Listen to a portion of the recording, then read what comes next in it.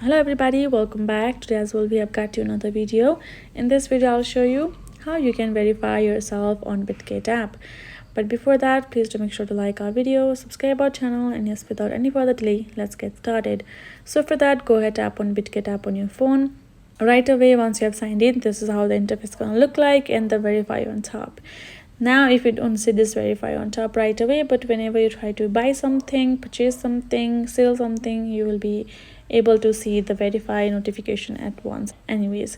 So tap on verify, and now you can see account perks given on top, and verification requirements are given at the bottom as well, which is simply government issued documents, face recognition verification, and time for the verification is 60 minutes, like within an hour you will be done. Simply tap on this verify, and now simply have to allow full access to your gallery, so you can simply upload the ID type, ID photo.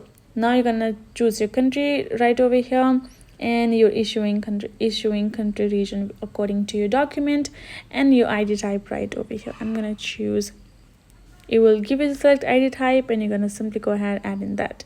Now once you provide all of the information, you're gonna tap on continue. Once the information of your ID is correct, then you will have to recognize your face, which will simply open up your front camera. You will have to allow access for it.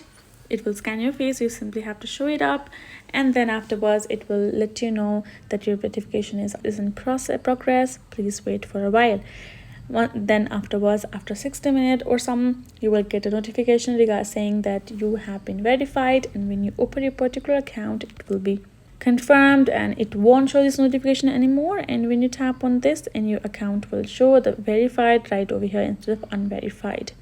So that's basically it. Hope this video was helpful to you all. Thank you so much for watching. I'll see you guys in our next video.